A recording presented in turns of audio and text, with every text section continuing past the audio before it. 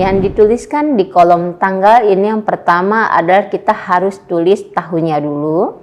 Kemudian setelah tahun kita akan tulis nama bulan di bawah tulisan tahun. Kemudian di sebelah tulisan bulan kita akan tulis tanggal terjadinya transaksi tersebut.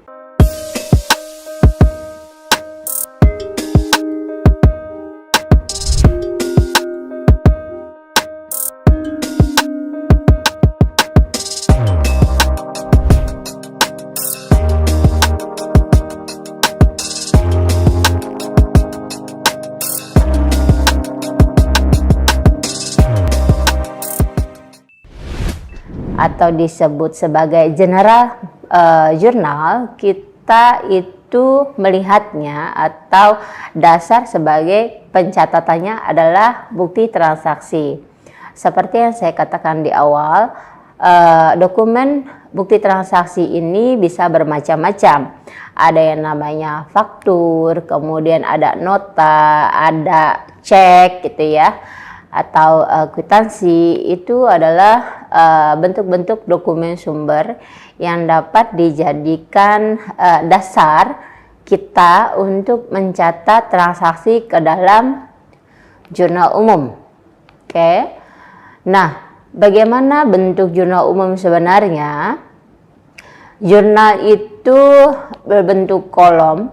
Biasanya itu kolomnya itu ada 5 kolom.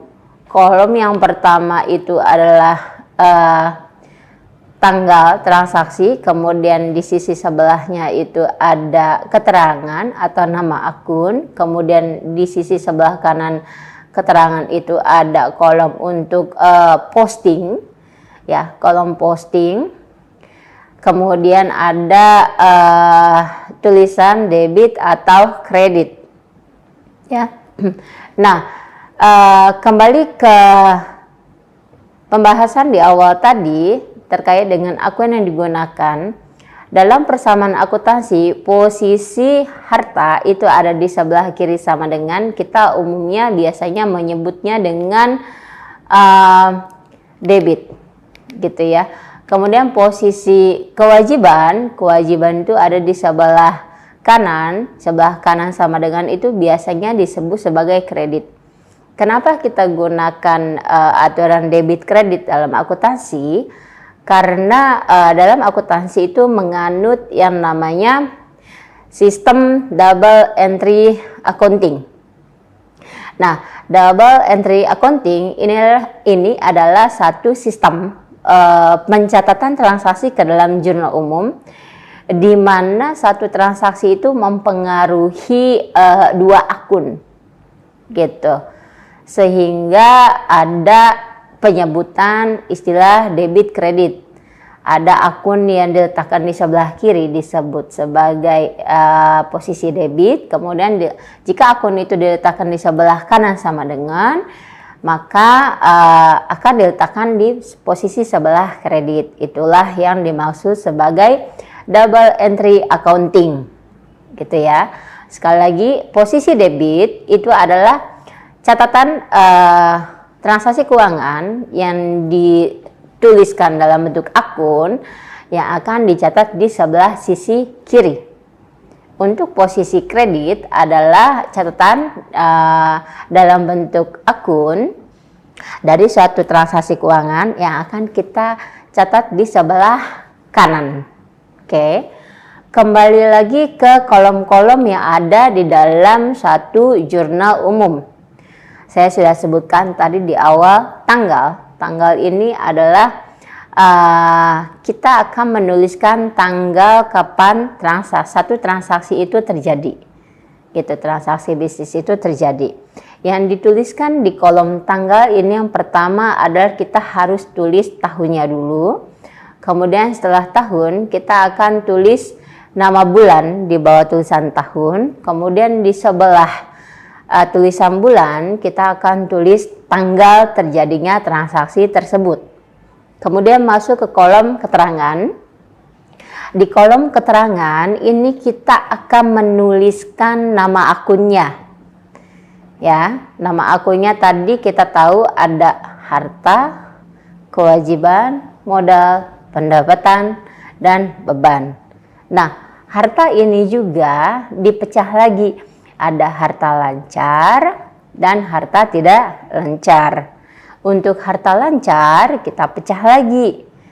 Ada kas, piutang, jika dalam perusahaan dagang itu nantinya ada persediaan, kemudian juga ada peralatan, kemudian itu perlengkapan gitu ya. Kemudian untuk harta tidak lancar atau harta tetap, biasanya kita urutkan yang pertama tanah, kemudian mesin, bangunan, kendaraan gitu ya. Nah, untuk utang juga dipecah nantinya, ada hutang kewajiban itu bisa diistilahkan sebagai hutang, ada hutang jangka pendek dan hutang jangka panjang. Oke.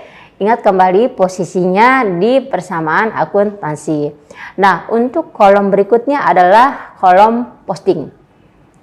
Pada saat kita mencatat dalam jurnal umum, posting ini tidak diisi karena kolom posting itu bertujuan untuk memindahkan akun yang ada di jurnal umum ini ke dalam buku besar.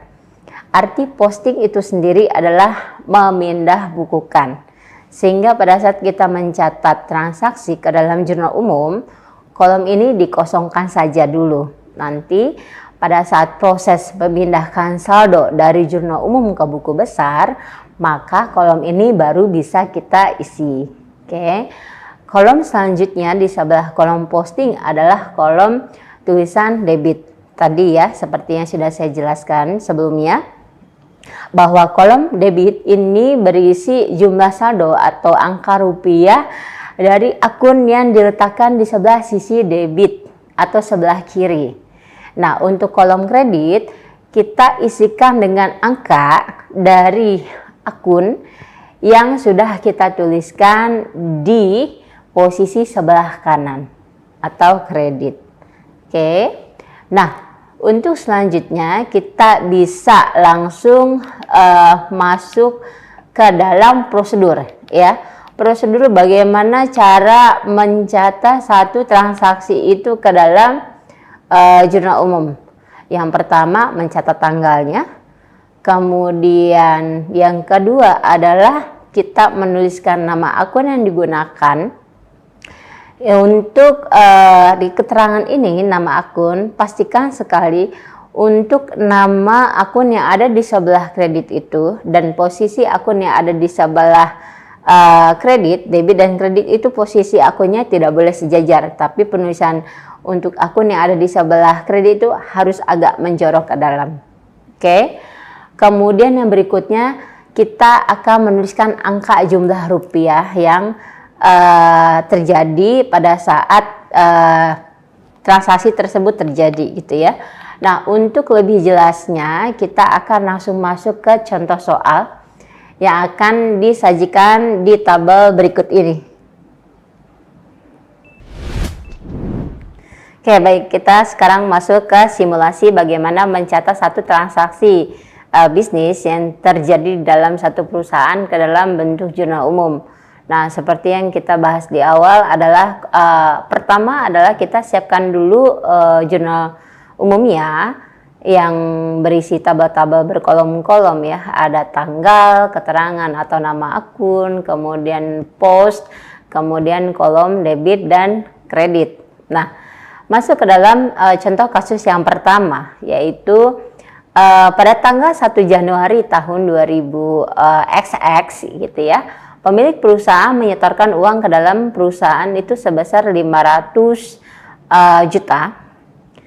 Nah, 500 juta ini sebagai setoran awal, maka kita harus analisa transaksi ini terlebih dahulu, baru kemudian kita catat ke dalam jurnal umum. Bagaimana cara menganalisanya? Pada saat uang masuk ke dalam perusahaan sebesar 500 juta itu, kalau uang masuk ke dalam perusahaan 500 juta, maka uang tersebut harus dimasukkan ke dalam kas, karena uang 500 juta itu bentuknya tunai. Sehingga kita harus perhatikan kembali nama akunnya. Untuk kas ini masuk ke dalam kelompok harta gitu ya. Jadi kas harta itu posisi normalnya jika bertambah adanya di sebelah kiri atau debit. Sehingga dalam jurnal umum kita harus catat uang sebesar 500 juta ini ke dalam sebelah sisi kolom debit. Nah, di kolom keterangan kita tulis nama kas gitu ya. Yang pertama kita tulis tanggalnya dulu. Jadi tahun 2000 XX, kemudian di bawah tahun itu ada bulan Januari, sebelah bulan itu kita tulis tanggalnya, tanggal 1, kemudian di kolom keterangan kita tulis kas. Setelah itu kolom preferensinya dikosongkan, baru kemudian 500 taruh di sebelah sisi debit. Nah, karena akuntansi tadi menganut double entry accounting, maka harus ada sisi yang di sebelah kreditnya. Untuk uang 500 juta ini, kas ini diinvestasikan ke dalam perusahaan, maka modal perusahaan bertambahnya di sebelah kredit, sehingga balance itu artinya seimbang antara saldo yang ada di sebelah kredit itu 500 juta, kemudian di sisi sebelah kredit 500 juta. Seperti itu ya. Nah, lanjut ke transaksi yang kedua. Tanggal 5 Januari perusahaan membeli mobil. Nah, kita harus analisa dulu mobil ini masuk ke akun yang mana, apakah harta, kewajiban, atau modal. Nah, karena mobil ini merupakan harta perusahaan, maka kita tulis nama mobil. Nah, mobil ini masuk sebagai kendaraan ya, aktiva tetap perusahaan. Nah, kendaraan itu masuk kelompok harta, maka posisinya ada di sebelah kiri. Nah, kiri ini debit.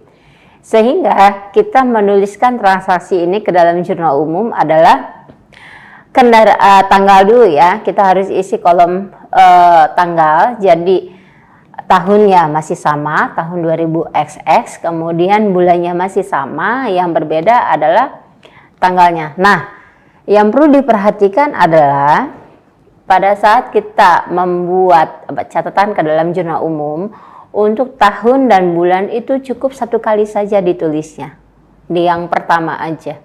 Kita catatan pertama pada saat kita nulis transaksi pertama kali, yaitu kita tulis transaksi investasi tadi ya, sebesar 500 juta.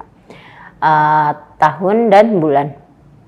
Nah, untuk transaksi berikutnya di bawah-bawahnya itu kita hanya tinggal menambahkan tanggalnya, tanggal berapa gitu ya.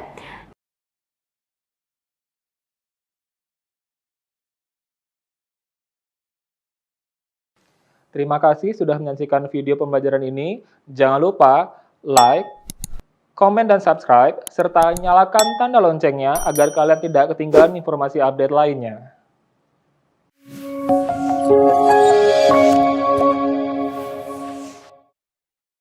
Selanjutnya, kita saksikan video Profil Universitas Teknokrat Indonesia.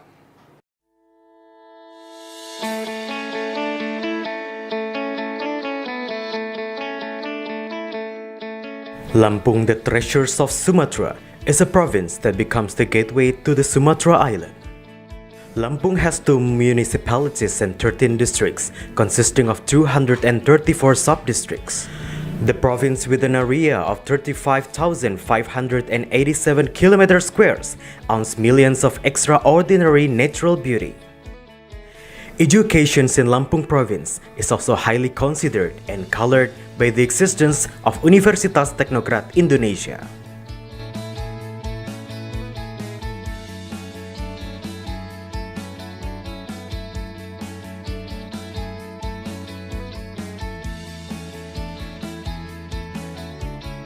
Universitas Teknokrat Indonesia has 3 faculties and 12 study programs. Faculty of Engineering and Computer Sciences with the 6 study programs: Electrical Engineering, Civil Engineering, Computer Engineering, Information Technology, Informatics, and Information System. Faculty of Economics and Business with 2 study programs, Management and Accounting. Faculty of Arts and Educations with 4 study programs, English Literature, Mathematics Education, English Educations, and Physical Education. Universitas Teknokrat Indonesia believes that education is the key to the advancements of a nation. Universitas Teknokrat Indonesia commits to produce and develop future leaders through the education of quality characters. This receives a very good reception and trust from the community, which is marked by an increasing interest in students from year to year. The students and lecturers have lots of achievements and awards. Also, our quality is recognized by National Accreditation Board for Higher Education and many international collaborations. Universitas Teknokrat Indonesia also prepares the students to face the globalization's era through the use of digital technology. Universitas Teknokrat Indonesia has a number of representative facilities provided to support the learning process, such as comfortable classroom, laboratories, information technology, and the internet.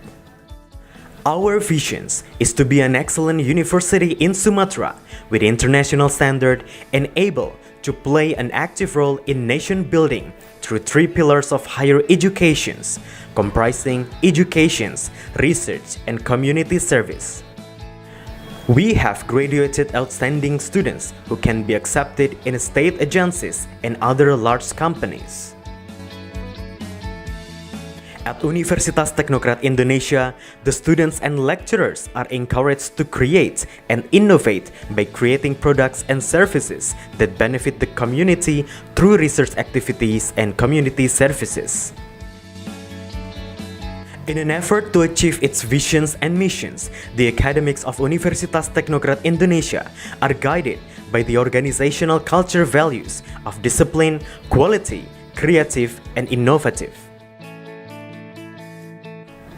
To support the quality of learning processes, we have very complete and sophisticated facilities, including digital-based smart classroom, hotspot in campus area, sport facilities, auditorium, and students' hall. Come and be a part of us, the Campus of Champion, Universitas Teknokrat Indonesia.